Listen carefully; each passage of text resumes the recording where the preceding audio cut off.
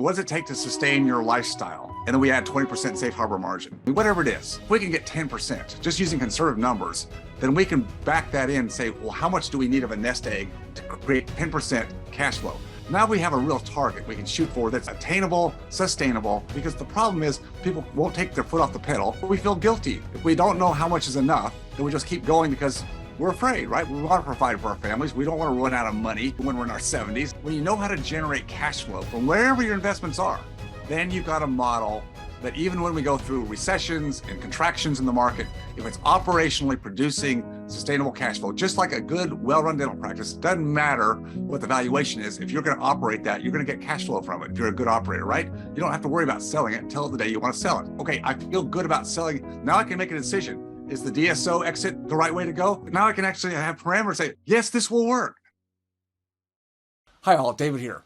In this week's podcast, I'm sharing an interview, a discussion that Dr. Paul Goodman of Dental Nachos and I had very recently. And the topic was, is your financial advisor up to the task? Now, you're going to find this interesting. I am not taking financial advisors to task. What I'm doing is really putting them in a position where I think they can be valuable to you, but where it's important for each one of us, for every one of you, to start to take more control over your financial future. Abdicating that to Wall Street, to a one advisor, a one money manager, a 401k person is not going to be the plan that gets you to where you want to go, particularly because we are in a market that is going to be vastly different going forward. Not just this next year or two, but I mean in the next decade, it's going to be vastly different than what we've seen in the past. This is a time for you to get your house in order. I think you'll really enjoy this discussion I had with Dr. Paul Goodman. Give me some comments and feedback on what you think. How are you using your financial advisor, and are you using them, him or her, to your best advantage, or are you also perhaps abdicating responsibility too much to one person or one platform that may not do the job for you in gaining the freedom that you want and you've worked so hard for in your own life? See you next week.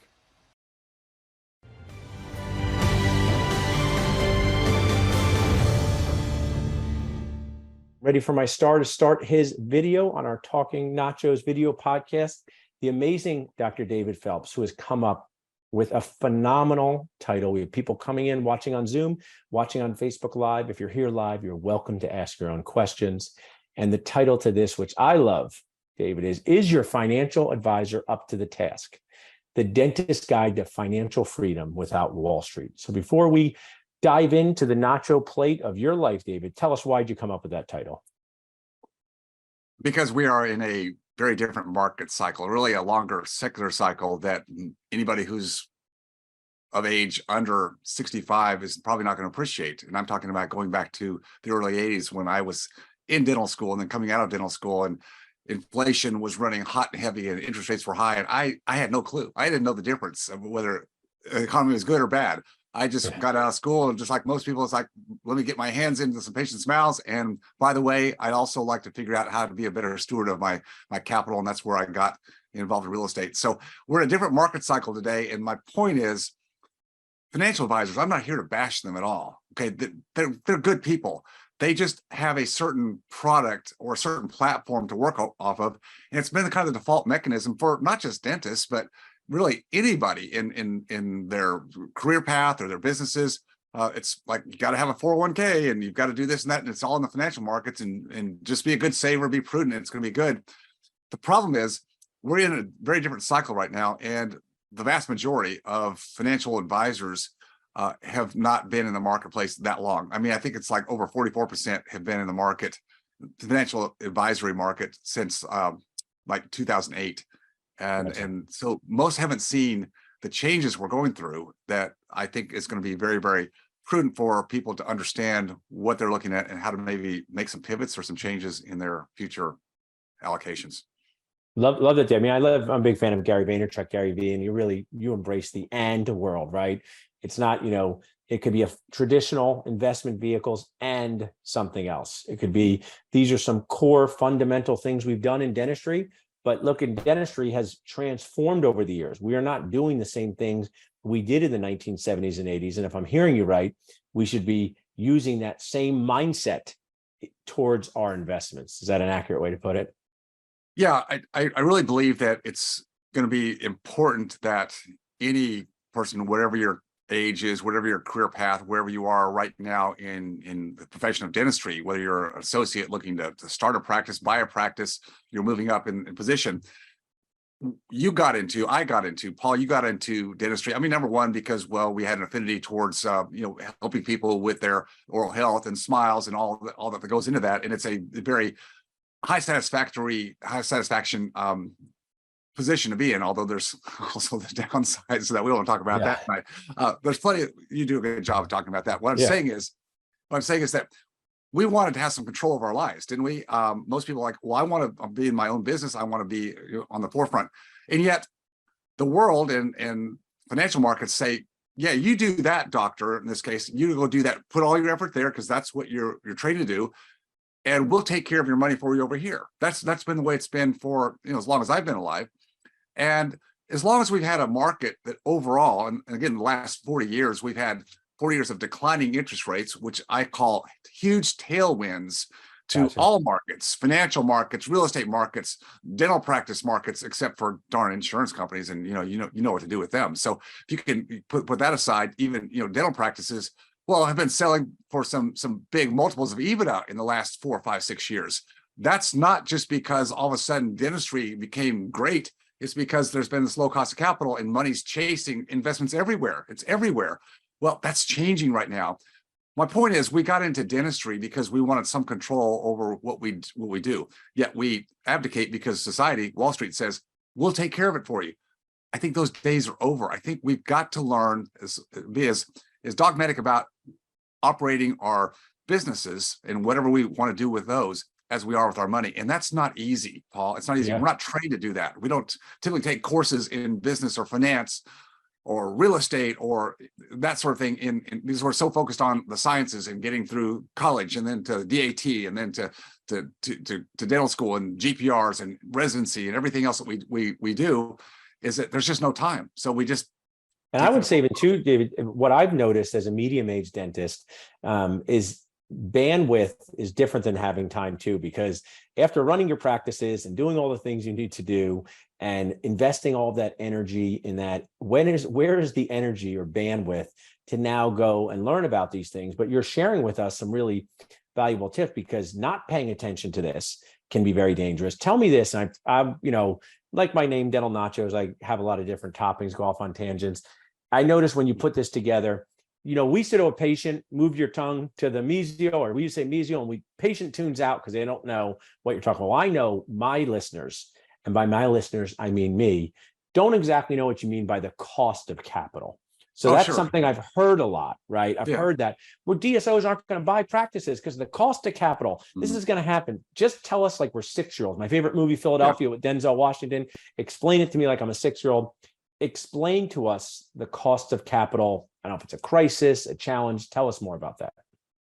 Cost of capital, the other words for it would be interest rates.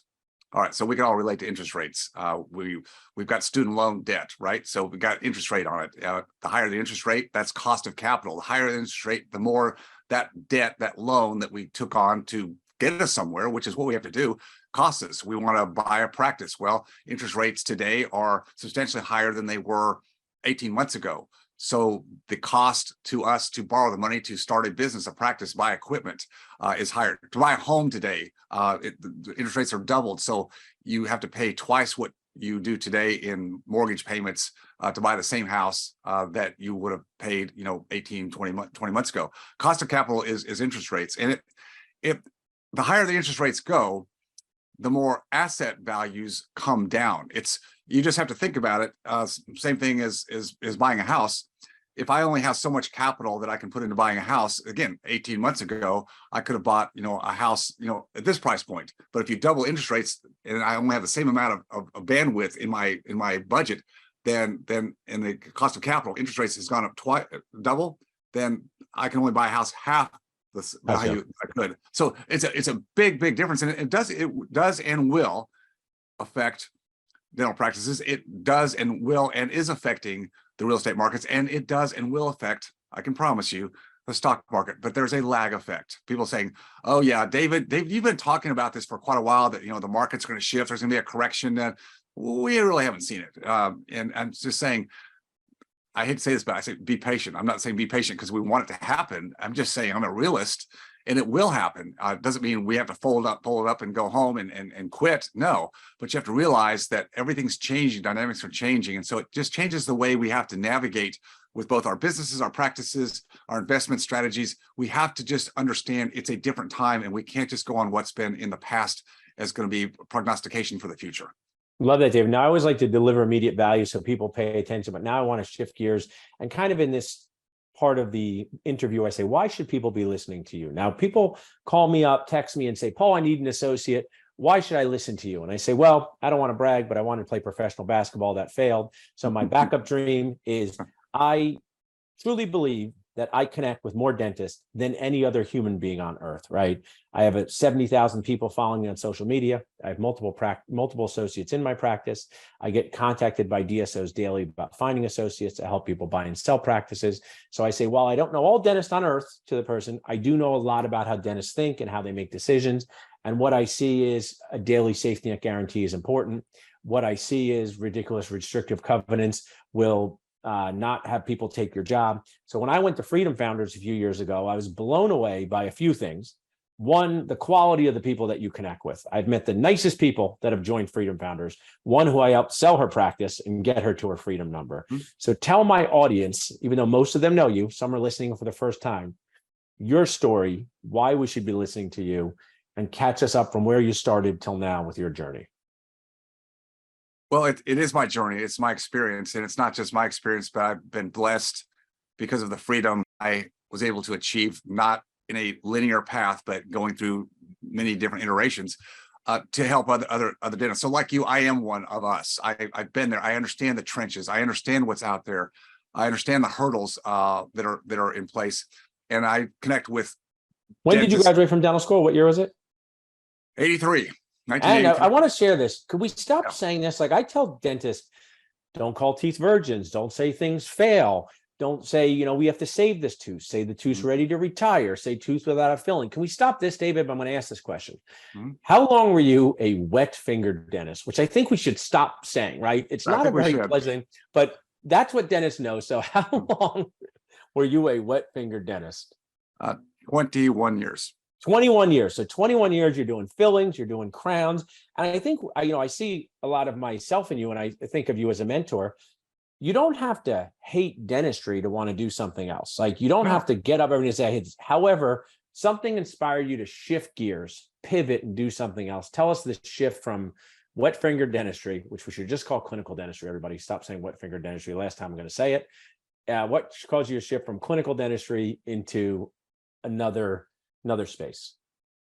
Yeah, the shift came at about, the shift came at about the 21 year mark, but the little bit of history that preceded that is that when I was in college, this is what makes me a little bit different. Yeah, I guess unique's the word to put into it, but I was not only studying for the DAT and getting through my anatomy and physiology classes, like I do organic chemistry, but I found the bandwidth, going back to our term, to read a little bit about being an investor. I just always wanted to be an investor, and to me that word just meant you're good with money. I think that's all I knew, and I didn't know anything more about that other than I just read book. I had went to the library, went to Walden's bookstore because you couldn't get anything on the internet. We didn't have the internet back then, so I had to just get books, and I read books on the stock market, and the mutual funds were just coming out then, and that was interesting. And then I got some books on real estate, and it just made a lot more sense to me. I'll just put it that way, a lot more sense.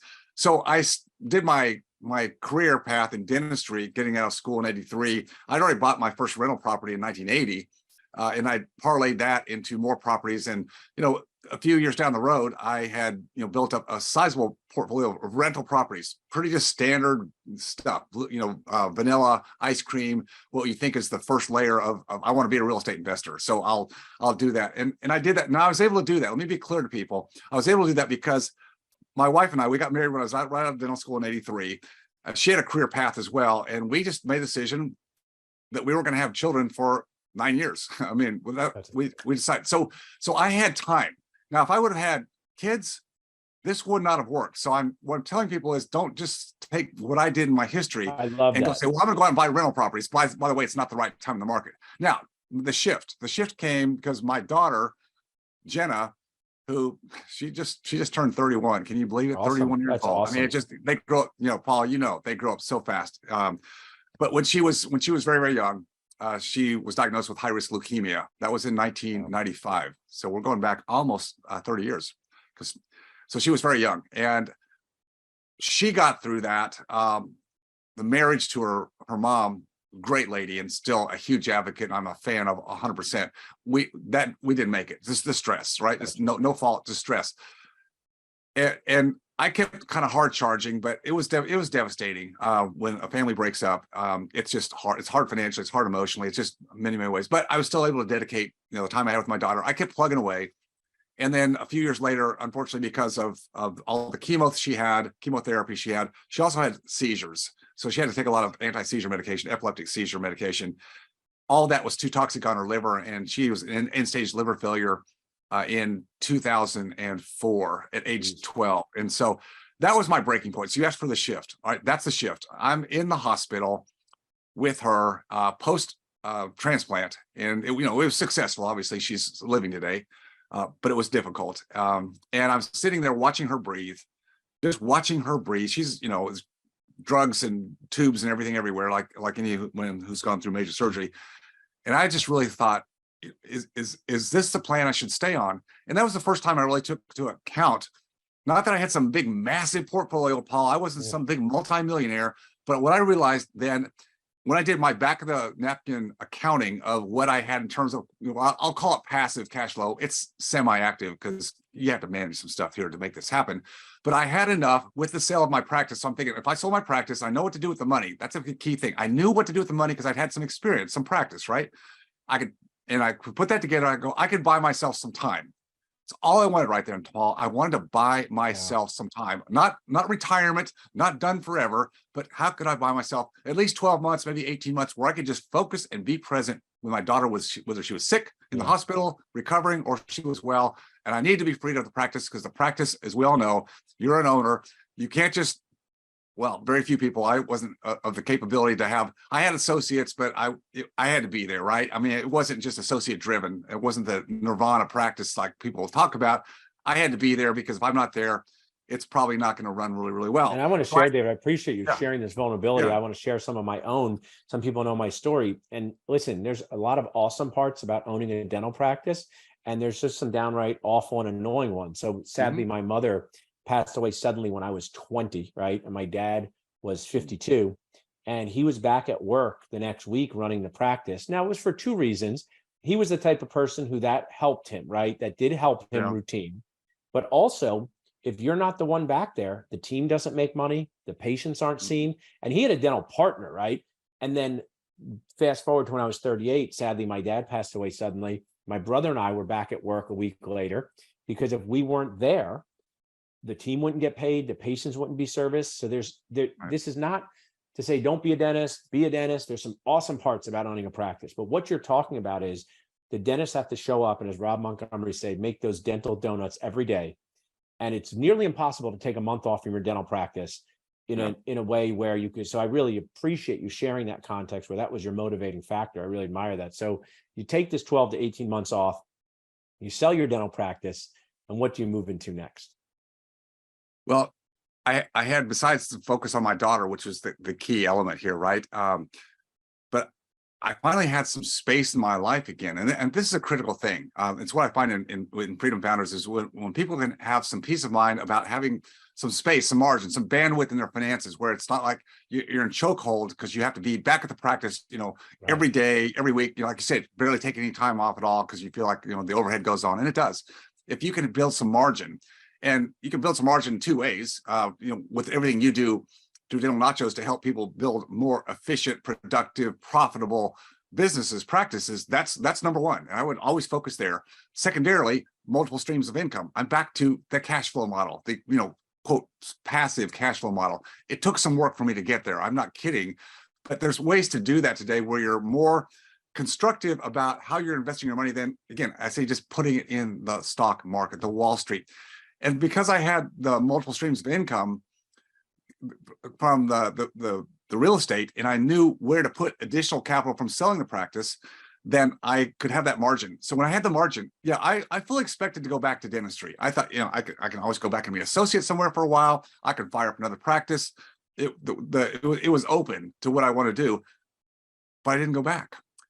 What I found was in that time of having that space, not that dentistry was great, but I was able to do more focusing on the real estate. I had been doing more passively on the side and focus more on it. And we were coming around to where the market was getting closer. We're getting closer to 2008. And then when 2008 hit, it was just assets were on sale everywhere. Dental practice assets were on sale. Real estate was on sale. Stock market cratered.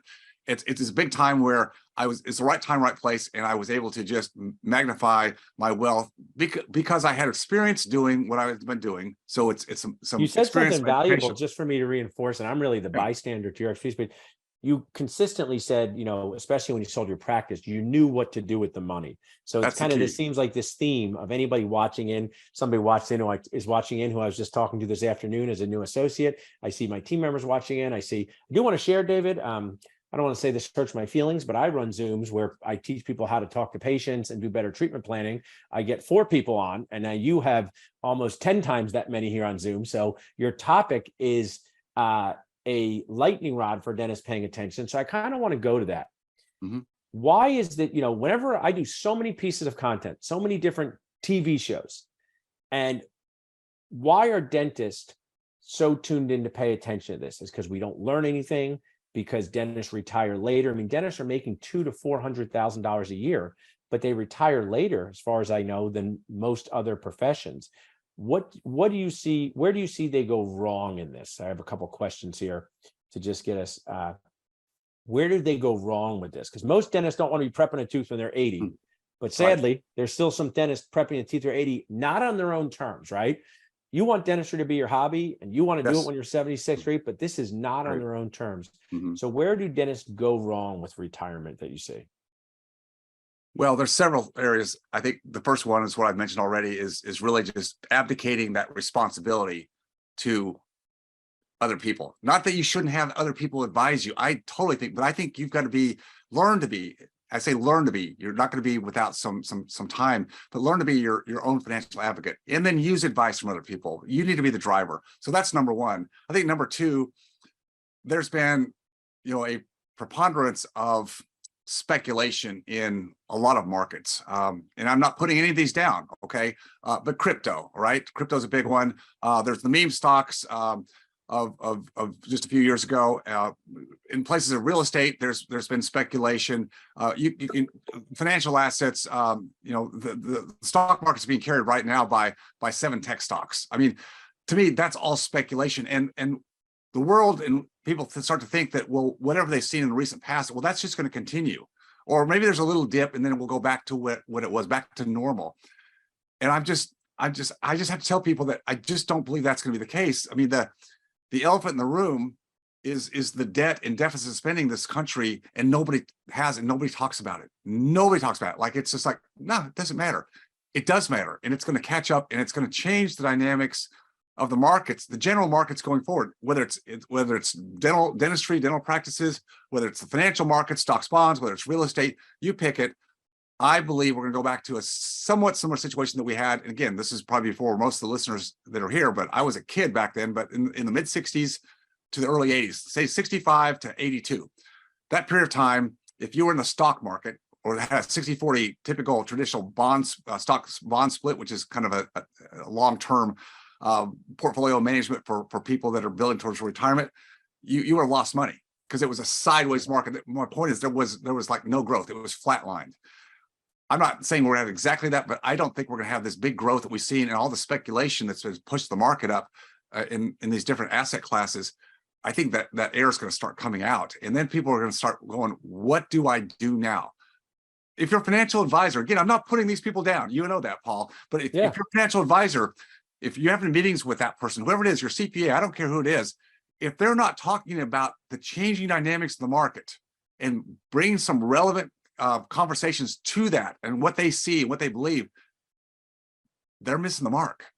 Yeah. If they're just going back to you just dollar cost average, just buy and hold, it's like, I think that's going to just totally ruin people's expectations. And I don't want that to happen because, Paul, we both know, especially today, how hard it is to come out of school with the debt that our colleagues are having to take on, the ridiculous amount of debt. Yeah.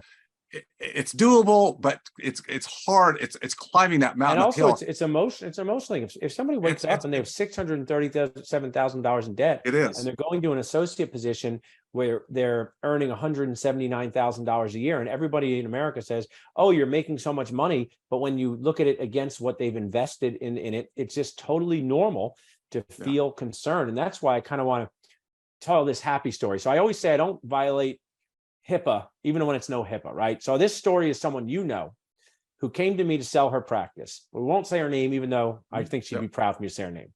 Yes, you would. But she was like 50 years old, and she was part of your group. And she came to me and said, "I want to sell my practice." And the first thing I said was, "Man, you're so young." And she said, "I've been part of David Phelps' Freedom Founders, and he has helped me find my freedom number. And maybe you're uncomfortable bragging about yourself, but it's my show, David. I don't care." So I went to Freedom Founders, and I saw all these amazing dentists who were so much younger than I had assumed flying to Dallas, right?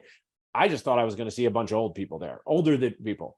And so when you see a 50-year-old who's been a practice owner who has now sold her practice and still continue to work because it's part of a DSO, but is able to, through what they've done with Freedom Founders, tell my audience the concept of your freedom number. I know it's different for everyone, and how you help people get there. So it's the difference between what I call the traditional accumulation model, which is really what financial advisors on Wall Street talk about. It's like, save, which is good. Put it somewhere, whether it's in taxable accounts or your retirement accounts, but save, build up a nest egg, sell your business, your practice, and then take that nest egg, but you need to accumulate a certain number. Now, they'll never tell you exactly what the number is. I mean, they might throw darts at the wall, but you have to have some number. And then what you're going to do is when you stop your active income, when you left practice, clinical practice, then you're going to take that and we'll help you invest it. We've got to be more conservative now because we can't risk losing money. So we have to put you in some like bonds, which bonds are conservative, but they don't give the returns that you probably need going forward. So there's going to be some depletion of that nest egg over time. And there's models they have. It used to be you could take 4% out per year. I think they've reduced that. Why? Because we have this thing called inflation now, and people think, well, inflation, they're going to cure that problem. No, I don't think so. The debt's the problem. So the problem is accumulation model versus a cash flow model. So the freedom number is based on a cash flow model. Now, where do you get the free cash flow? Free or passive? Well, it's got to be from some asset, some investment. And that's where we build our number. So we tell our docs, let's hit your freedom number. What does it take to sustain your lifestyle? And then we add 20% safe harbor margin, right? So if it's $15,000 a month, because of where you are in your life and you've got most of your debts paid off and hopefully maybe your house is paid off and your kids are through school, 15,000 a month may be just fine, or 18 or 20, whatever it is. We gross it up for taxes, and then we just say we can get on a conservative nominal basis, whether the markets are going up like we've had, sideways like we are right now, or on a correction model, which I think we're in the middle of right now. If we can get 10%, just using conservative numbers, then we can back that in and say, well, how much do we need of a nest egg to create 10% cash flow? Now we've got a target. Now we have a real target we can shoot for that's attainable, sustainable. And it's not just like, well, I just got to keep building up, because the problem is people won't take their foot off the pedal because we feel guilty. If we don't know how much is enough, then we just keep going because we're afraid, right? We want to provide for our families. We don't want to run out of money when we're in our 70s and go, well, that didn't work out so well. So we feel like we just got to build up the coffer. When you know how to generate cash flow from wherever your investments are, then you've got a model that even when we go through recessions and contractions in the market, if it's operationally producing sustainable cash flow, just like a good, well-run dental practice, doesn't matter what the valuation is. If you're going to operate that, you're going to get cash flow from it. If you're a good operator, right? You don't have to worry about selling it until the day you want to sell it. When you sell it, now you got to do something with that capital. And that's what our mutual friend doctor was able to do, because she goes, okay, I feel good about selling. Now I can make a decision. Is the DSO exit the right way to go? Now I can actually have parameters say, yes, this will work. This will work, rather than I don't know, because it's a gamble. I want to add, David, right? This is kind of go back. I mean, really loving this conversation. I always like watching movies, right? And they think at the end of the movie, some hero comes in. So let's pretend in your movie for your dental practice, the hero is a DSO with a giant check, like like the Happy Gilmore golf check. Okay. And let's just say that 4 years ago, that check was going to say $2.5 million. Mhm. Why is that going to say less now? Why is that going to, like, being at the cost of capital, the lack of expansions, DSOs not being open to buying practice? If someone's saying, I'm going to build my practice and a DSO is going to ride in with a giant check, why would you say be cautious of that being your exit strategy? Well, the actual number, if it's 2.5 million, the number may still be there, but it's not a sale with a DSO. It's a buyout. Two different things. It's not a sale. A sale means you get the check. In this case, if 2.5 million is the number, you get a check for $2.5 million and you could walk away, or if you want to stay on as an associate.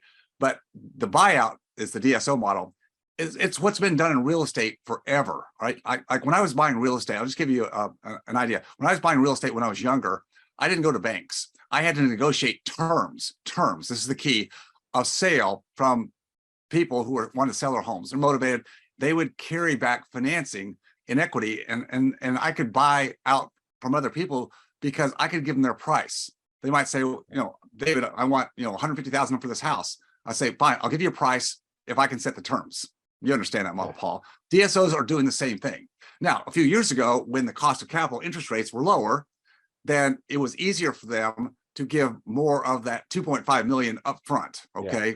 Now today, what they're doing, they'll still give you the 2.5 in the figures, but they'll say, we're going to have to give you a little bit less of that up front. The number, it's ratcheting down. And the earnout or the buyout period is probably going to be longer. Now they're still going to base it on history. Normally we have recaps every 24 months. That's what we've seen in the last 4 or 5 years. Yes, got it. That's because the cost of capital, interest rates, have been low for the last 15 years, like next to zero in the federal funds rate. When we've taken those all the way up to 5.5, that changes everything. It changes it in real estate too. Same ball game there. All the syndications and all the go models, and we'll get the profit on the back end. Well, that's just getting strung out, and some of those are not going to even make it. I mean, there's DSOs that will not make it. Right. So I mean, that's what I think is important to note, that some DSOs don't make it. And I work with Rob Montgomery all the time, and he says, you better be happy with that number they give you at close. That's it. Yes, they may paint a picture of the recap of the recap of the third bite of the apple and all these cliches, the second bite of the apple. And I think that's so key for our audience to recognize. And that's why my next question, you asked me to do a few years ago this video, which I appreciate, who could buy your dental practice for one of your shows? And I said it could be a private practice dentist that's solo. It could be a group practice like my brother and I.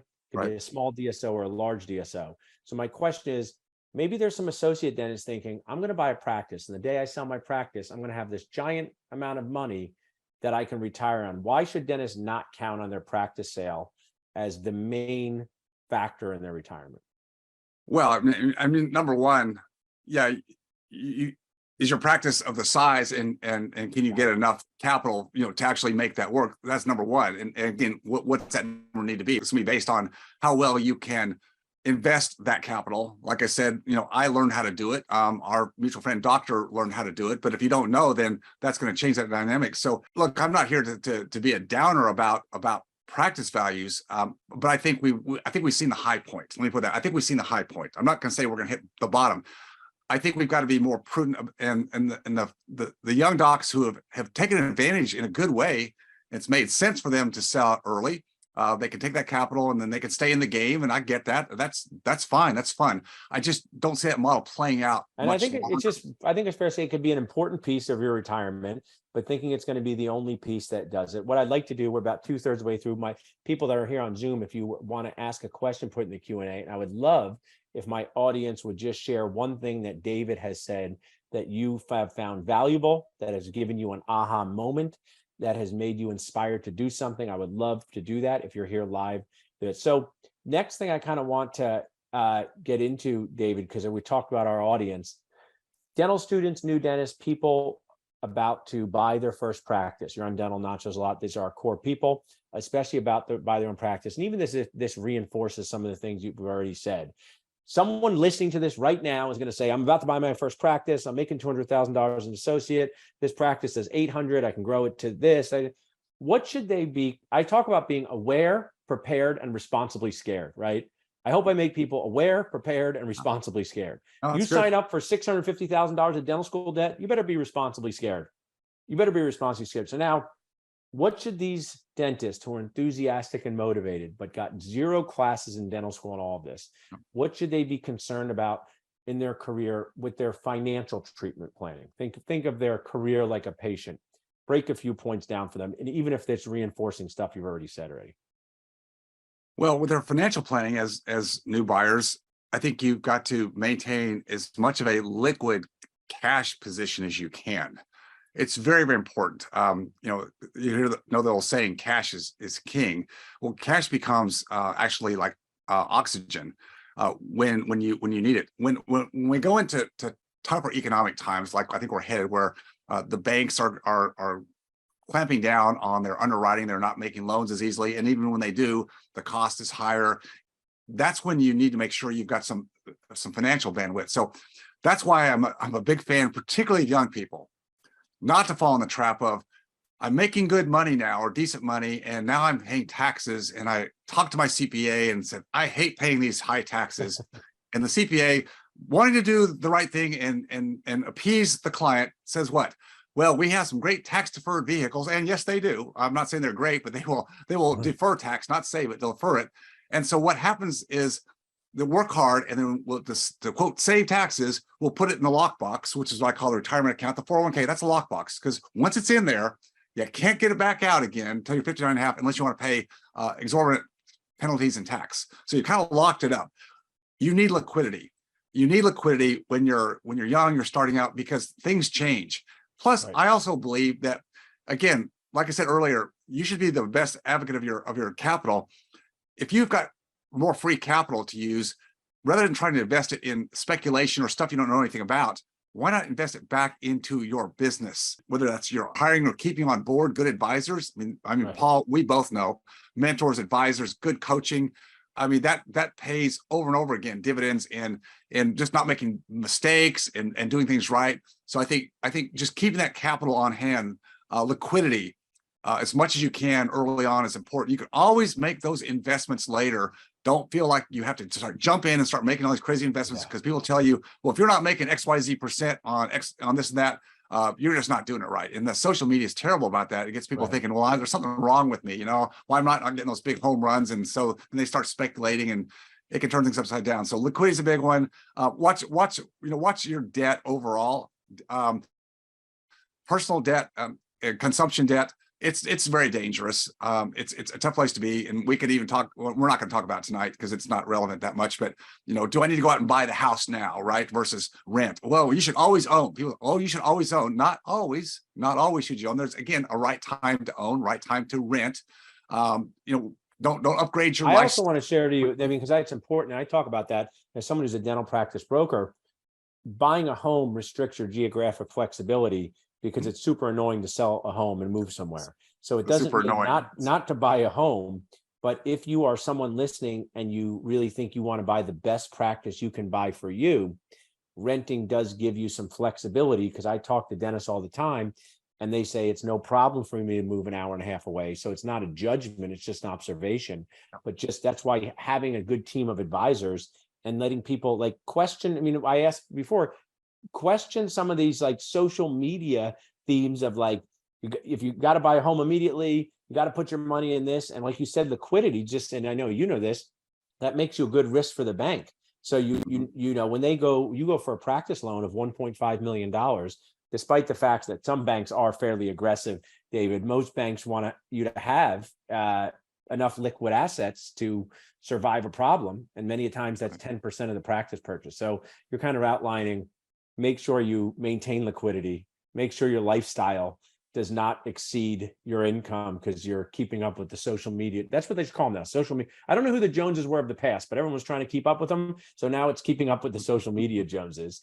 And I think, it's not easy to be a new dentist, and getting all this bombarded with all this information and things that affect your outlook, where you don't think you're going fast enough. How long, many years did you own a practice for, David? Yeah, 21. And I just want to kind of point this out, because you do things with real estate, you do things with your dental practice. Would you call running a dental practice one of the most active ways you could make income, right? It is an intense way to make income. Sure. Well, that's where it all starts. Whether we're a dentist or doing anything else with our intellect or our hands, that's where it starts. Unless you're a trust fund baby, we got to get out there and do something. Active income is where it all starts. So and I was leading to say that because I wanted to interject. Is I sat next to someone at a C event, and he turned to me this Saturday. It was great. And he said, "Paul, remember me?" And I said, "Oh yeah, I did buyer coaching with you." He bought a $1.2 million practice, and he's grown it to $2 million. He's put in systems. He places implants. And I said, "Oh man, you should be so proud of yourself. And I'm so glad to be a small part of your journey." I go, "What did I say back in 2019 that was helpful?" He goes, "The best thing you said was don't buy too small of a practice." He goes, "Because I wanted to buy a $500,000 practice. And you told me, if you're going to do this practice thing, you may as well buy the $1.2 million one." And that's why I was kind of joking that there's a lot of effort and energy that goes into running a dental practice. Make sure you're set up to buy the best one you can for yourself. Yeah, sure there is. And the whole key that I try to help younger docs look at is you got to have that active income and put it back and invest first in yourself and in that business to the extent that you have optimized the business optimized to the point where, okay, there's really nothing else I can put into it, or I've got coaching and stuff. I'm not at capacity. I'm not going to build it out. I'm not going to do a second practice. Whenever you feel like you're tapped out there, always invest in yourself in technical skills and personal growth. That's always going to be something that you can take to the bank with ROI. And then at that point, start to invest in other assets, the plan B, multiple streams of income, so that you're building that wealth outside. But always start with the practice in yourself. And I think sometimes people get mixed up and they think, okay, I'm a practice owner now, and this seems like it's hard work, and I don't really want to do that long. So there's got to be some easy button I can hit. And if you look around again on social media, somebody will tell you what they just did in the last couple of years was something that blew up, and you're thinking, yep, I should go do that too. Big mistake. I think it pays dividends to stay focused and keep some guardrails on. You can always take what I call some moonshots. Moonshots to me, like that would be like crypto. All right. I'm not dismissing something like that, but that should be an outlier, and you should always have your moat or your main base capital invested in things that you believe in, that you have some level of control over, that you can drive. That's what I think is important. And your practice is certainly like number one on that list. I want to add that we have a few comments here, and this one is from someone who's extremely smart and not easy to impress. She's going to know who it is when I read her comment. She said, "David, I really appreciate the explanation of how important it is to factor in the cost of your lifestyle into your freedom number. I think that's important to reinforce. You said that to my awesome team member before we were on this Zoom. You've repeated it a number of times. So people listening in this moment and also on demand later, how important your lifestyle is when it comes to your freedom number." And also appreciate the commentary on the effect the deficit's going to have on the market. So share that one more time for people who aren't as tuned into the stock market as you or this awesome person listening in. The deficit on the stock market. Share with us that impact again. Well, it's going to affect everything. And so, the U.S. has been like, the major financial capital country in the world for centuries, right? We've built up and we've been very good. But we've been as a country and as leaders irresponsible a lot in the last, well, let's just say at least going back to early 2000s. We've always carried some debt, but from 2008 through the great financial crisis to today, we were back at $10 trillion of debt. We're at, I think it's 33.5 trillion and counting, and that number is exploding. No country can get away with taking on massive debt and having a printing press like we've done. We get away with that to a point, but at some point that's gonna fall over. And when that does, that's when the stock market, and when I talk about the market, I'm talking about the people who invest in it. The market's the market, but it's emotionally driven. And when people lose confidence, and they will in this country, I'm talking about foreigners and people in this country, when you lose confidence in the dollar, in the basis of, in this case, this country, that's when the markets will start to implode's probably a bad word, but there's going to be some massive correction. Only thing that's keeping things up right now is the general people right now are still betting that the Federal Reserve will come to the rescue and lower interest rates and pump back up and print that money again like they've done in the last 15 years. The problem is they're between a rock and a hard place. I'm not here to sell books, but I wrote this book on inflation 2 years ago before inflation really hit. And I'm proud of that book because I could see it coming. And what I wrote in that book is true to this today. The Fed is trying to fight inflation because they thought it was going to be transitory, but it's not. And there's so much baked in to the economy right now. I don't have time to go into it, but they can't just snuff it out. It's not going to snuff out. They'll keep playing with it, and then they try to get it down, but then the economy starts to implode. So then they have to like ramp it back up again and print money again. Well, what does that do? That fuels inflation again. So see, they're trying to do this right now. They didn't have to do that when the debt bomb is so high today. The debt to GDP is at 120%. You know, we could deal with it when it was 30%. It's 120% today. That is not sustainable by any means. But our officials, government, Treasury, Fed, they act like, oh, we got this. We'll manage it through, and it's going to crack. I've got articles. I got an article from yesterday from I'm just reading it. Jamie Dimon, chief and Fed of Chase Bank. He said he rips the central banks for being 100% dead wrong on economic forecasts. This is Jamie Dimon, pretty well respected in the banking industry, and he's saying these people are foolish. He's calling it. There's other people that are calling it. I got an article that was Wall Street Journal today, Paul. It says, "Your set it and forget it," in quotes, 401k made you rich, no more. Wow. I've been saying this for 2 years. I mean, people are starting to wake up, and once the dominoes start to fall, it's emotional, and the confidence. It's a con game, confidence game. It's a con game, and when the confidence starts to dissipate, that's when things start to drop. So liquidity, watch your debt, be focused on your business. Your best thing you can have going into an economy like we have right now is have a good, solid business that you can turn the knobs on. As much as that active income is difficult to do, at least you can do it. Right. And that should be inspiring to dentists who are doing this. We're going to spend about 5 more minutes here, but I want to ask, where can people buy your books? You can totally sell your books. That's what the whole thing's for. You can share your books. That's selling help. I'm a big fan of selling help. So I know my team member will put it in the Facebook comments and the Zoom comments of where people can find you. But if someone wanted to buy that book, Inflation, or one of your other books, where could they get it? They're all on Amazon. Just type my name in, and I've got a number of books, but that's probably one that's most applicable to our conversation tonight about the markets and how to look at inflation and the cycles. And I think this question I want to answer before we wrap up, which I think will drive everything home. Someone had asked about alternative investments. That's not the question. We talked about crypto. We talked about real estate. Please, we're going to give some links to follow David. I've been on his podcast, but I think this question is so good because this is real life. Actually, sorry, David. Before I get to our final question, someone asked who it seems like he's in the know. Does the government have any other choice than to pursue MMT because of the hole they have dug? I don't know what MMT is. Modern monetary theory. Yeah, they don't.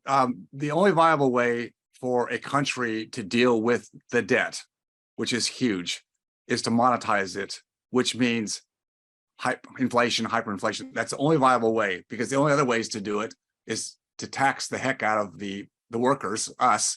You can't tax enough to pay the debt. Or the other way is to go into massive austerity and reduce federal spending by about 35%. Going into election year, you think that's going to happen? Neither one of those are going to happen. So the only way to do it, really, long term, is to inflate. And that means, in my opinion, you've got to be invested in hard assets, tangible assets, I think financial assets. I think the long term is over for them. This playing the game of index investing, and it's all been good and ride the market. I think you've got to be involved in hard assets. Again, that would be your practice. Number one, practice, a good business, a good practice, and then other tangible assets, whatever you like. Could be other businesses, multiple dental practices if you're good with that. I just happen to like real estate. But I think tangible assets, because that's what's going to keep up with inflation. Right. I appreciate that. The question I think that will really bring this home before we share a view is that he said, thanks for answering, Dr. Phelps. Just real quick, because does Freedom Founders make sense if you are not an accredited investor yet? No, and it not even to do with being an accredited investor, which has a definition of so much net worth. It's more based on where you are in your practice, what your debt levels are, and how operationally efficient you are. We kindly and nicely turn people away, not because we don't want to help them, but because yeah, you got to be a certain place. I want people to focus, and I set people up with other people to help them with their practice models.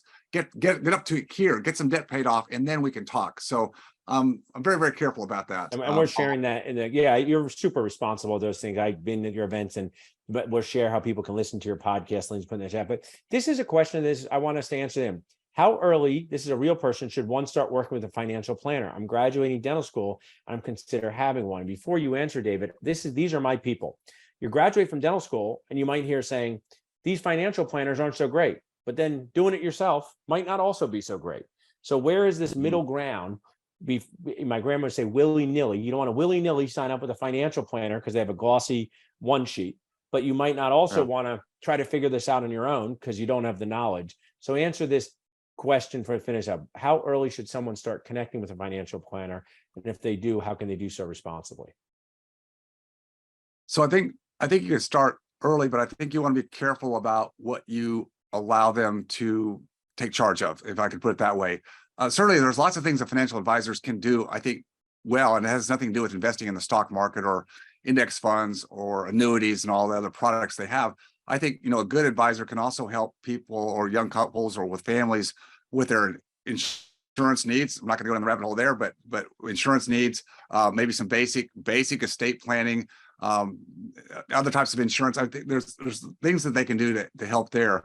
I would say, I just want to say, getting disability insurance. There's a dentist right now who can't pay her rent because she didn't connect with the Jim Cashmere, Tyler DeStefano, and you need some basic protection to just ask the right questions. My team can put the disability insurance. If you are a dentist, you need disability insurance ASAP. There's some scary stories, and that your income can go from $15,000 a month to zero, never to go up again without it. But I didn't want to cut you off. I just wanted to add to that. So you were saying that basic insurance is. Get some help with the basics. I would say do some reading. And look, as I said earlier, when you're younger, you don't need, please, at least for a while, until you read and get some of your own convictions. Don't play the game of dumping it, into 401ks. Please. You can do that later if you want to. But read, get some foundation. I'd even be careful about the stock market in general. And because I'm the same thing about real estate right now. Equities and real estate, I'm not a fan of right now. We're playing the other side, the debt side. So my point is, you've got time right now. Save, even if it's just saving money. You go, well, gee, David, if I save money, am I not losing purchasing power because of inflation? You can get 5.5% interest in treasuries today, or a lot of money markets today. That's right now for, let's say, for the next 12, 18 months. That's good enough, because again, you're not going to hit any home runs. You're not missing any home runs by being a little more patient right now. Now, 2 years ago, I might have told you something different. So I'm being very, very careful about looking at the marketplace. But right now, you are okay to just be prudent, save money, be disciplined. Don't let your lifestyle get out of hand. Focus on your business, your practice, your skill sets, investing in yourself. Put your money there right now. Financial advisor, just get somebody to help you with the basics. Listen to them, but read books and be interested in alternatives. Just be interested. That's all I'm saying. Okay. Awesome. I absolutely love it, David. Thanks so much for sharing with us. Stick around for a minute before we go. If someone wants to reach out to you to connect with you personally, listen to your podcast, where's the best place for them to do that? Best connection would be the website, freedomfounders.com. I do a weekly podcast, which people would probably find interesting because it's mostly about financial, but we talk about practice models to some extent, not as well as you do, but we do talk about that because it's interesting. That's the Dentist Freedom Blueprint podcast. And then I put out a lot of video blogs just on YouTube. I think it's just Dr. Phelps. Probably find me there on YouTube if you want to just pick up some stuff there. So that would be the best places. Awesome. You are just incredibly generous, David. Stick around for a minute, but thanks so much for sharing on this My pleasure. episode of Talking Nachos.